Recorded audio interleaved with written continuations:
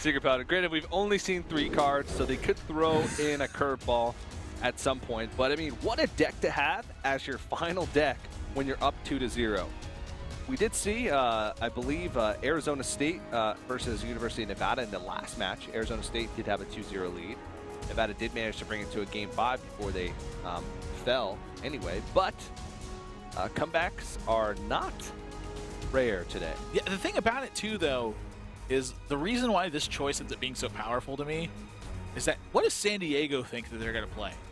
Because they have to be worried about the idea that maybe this is maybe this is just a weird Paladin deck and they don't know exactly what's going on.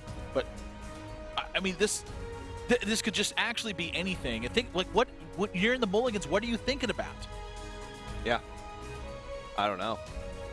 You're thinking about, well, let's just try and get a well-rounded hand.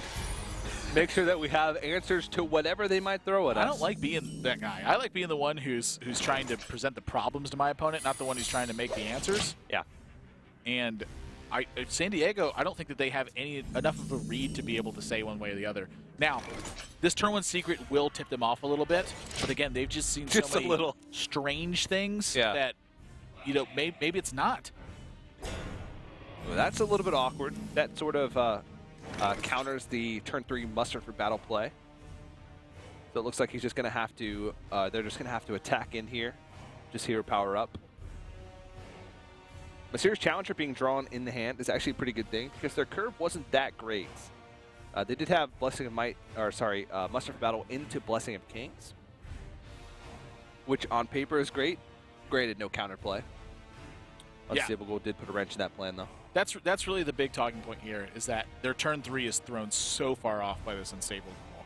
And kind of talking about the Whirlwind deck, this is really one of the reasons it's a big problem, is Paladin's strongest card is checked by the plethora of utility cards that the Warrior deck has. So they're forced to kind of skip their turn 3, and oftentimes this will make them use Muster for Battle in turn 4, where ideally they'd like to be curving into Blessing of Kings.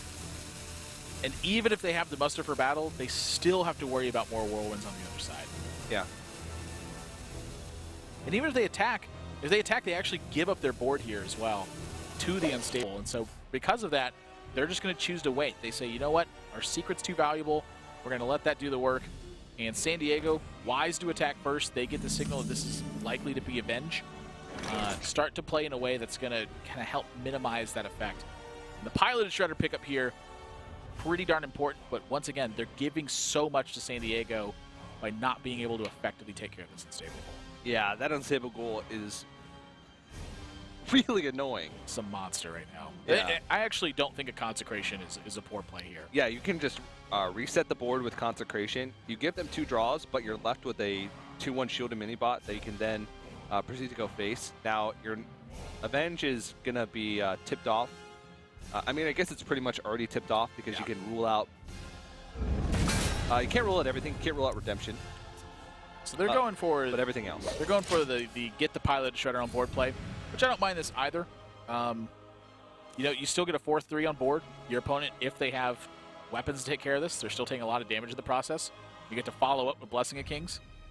You know, a lot of benefits come out of this Piloted Shredder, and this is something else that we've talked about a lot too, is the tempo that this card provides you every step of the way. Now, let me tell you what, 6/6, I think they're totally okay with that. Yeah. Especially because they're playing a 6-mana 6/6 in their deck. Yeah, a higher health creature would have been a little bit better. Like a, I don't know, something with 3 health. Because then it would have been at 7, which would have made the Deathbite swing a little bit more awkward because you would have to do 2 damage after it instead of just needing 1. But still, this thing is already put in a lot of work. That Paladin Shredder plus the Blessing of Kings alone has already done 10 damage over the course of 2 turns, and you swing into it, all of a sudden you're looking at 16 damage that sucker just did. Yeah, the check that San Diego has here it's pretty hefty. I mean, at this point I can even see Frothing Berserker making its way to the board just for the sake of having a threat out. I mean, Irvine has played so many resources at this point that you have to know that you don't necessarily need just a giant Frothing Berserker turn to get going. You actually may just be able to deal a bunch of damage to Frothing Berserkers. Yeah. So just watch how they're going to play this is going to be interesting. I don't know if they're going to go with the Frothing Berserker play because, again, we've seen pretty much every single team play in a very conservative manner. So I would expect that to be the same case, but Now, they proved me wrong for once. I like going for the Frothing Berserker. I think this is very aggressive. However, They swung! yeah, taking that much damage is really brutal. Yeah, I mean, if you look at that situation, they could Inner-Rage execute, still get the same amount of damage on the Frothing Berserker, hold on to the Deathbite charge, and not take an extra 6 They damage. could have slam executed and coined out the Frothing Berserker. I mean, that's a possibility too. Yeah. And they lose their Deathbite in the meantime. I mean, obviously they want to be using the second Deathbite as well, but the big fear here is obviously this Mysterious Challenger. If they don't attack in this spot, the Mysterious Challenger shuts off the potential to attack. So I don't mind paying all the life in this spot. It's beautiful. But does it change the situation? I mean, look at what you're facing against now.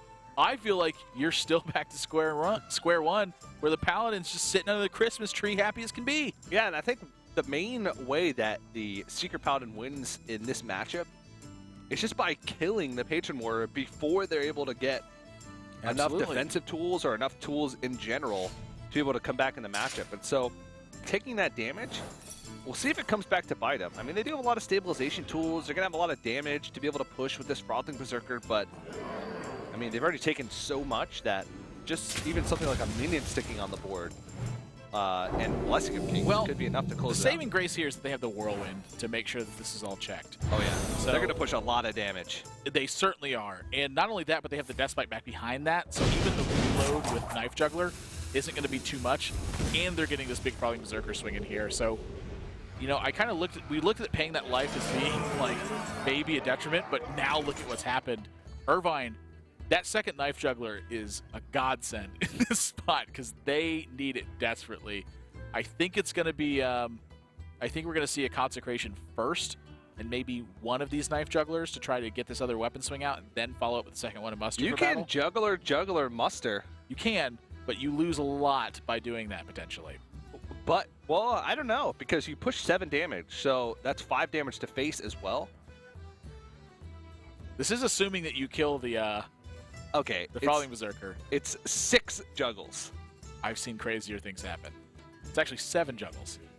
Because they get one from the other juggler. Oh, the one from the other juggler. So actually that's 8 damage, because then you factor in the swing from the... Yeah, they can put him at 8. Then he has to attack into the Knife Juggler. You know what? I think you may be right. I think you may be onto something with this one. Well, if the juggles actually take a long time, so they pretty much resigned themselves to doing the Consecrate play. Yeah, it's Consecrate and then it's Knife Juggler. I like this play more. I think you try to bait out this second Deathbite swing. Your opponent's used a lot of removal at this point. If they don't have no more removal, again, they can't just leave the Knife Juggler around. They get a little bit punished by this, but I like their gusto. I think if you go for this and it succeeds, you are winning this game a pretty darn good percentage of the time. Yeah. Probably don't want to play anything before the Deathbite because you know that one of the secrets remaining is Repentance. So it would just die to the Deathbite swing. Well, maybe they have other plans in mind. Well, you still get the charge from the War Song to the Frothing Berserker, even if the War Song dies after the Deathbite swing. They're just going for a big push. They saw that Consecrate, and they think this is the window of opportunity to make the push. Let's see, that's 7 damage plus 4 whirlwinded targets, so an extra 13, I believe. Oh, well, they can just hold as well. Set up for lethal next turn. I think that's what I mean. I think that they feel comfortable making the push at this point. I mean, they just saw Consecrate. Yeah. It's protected by a taunt. 6 damage is still a lot of damage. And Divine Favor is the worst draw in the deck, TJ. I think that's just game. You Knife Juggler muster for battle? They need about 4 perfect juggles right now. They all need to hit the Frothing Berserker. And even then, all your stuff is going to die. Yeah, all your eggs are in one basket. Yeah. At that point. Yeah. I mean, I've never been one to split my eggs up into multiple baskets, but I usually bring 6 smaller baskets with me when I go to get eggs from the farmer's market. So then you just take out the carton and just split your eggs into multiple baskets, and then when they ask you, just don't want to put all my eggs in one basket. I want to put all my eggs in one basket. And then someone says, that's wise, right? As a small child knocks 4 of the baskets out of my hand, I still have 2 baskets worth of eggs. I still got 4 eggs. These juggles, not quite where they need them to be, and that's going to be way more than enough damage for San Diego. Great defensive lines of play from them. They understand the sacrifices that they had to make in order to get to these kinds of turns. Man, is that good Hearthstone. Yeah. And we saw sort of the power of both decks, the power of Secret Paladin to push damage, but also the power of Patron Mora to just, you know, do patron things. Do patron things. Yeah. Not even a patron I mean, drawn. Here's the thing. Patron created a strategy that involved around dealing 20+ damage in a single turn. Yep. Without really having any board presence out. And in this case, that's not what we saw. We just saw the raw power of strong minions that are able to push this kind of damage. I mean, 13 power from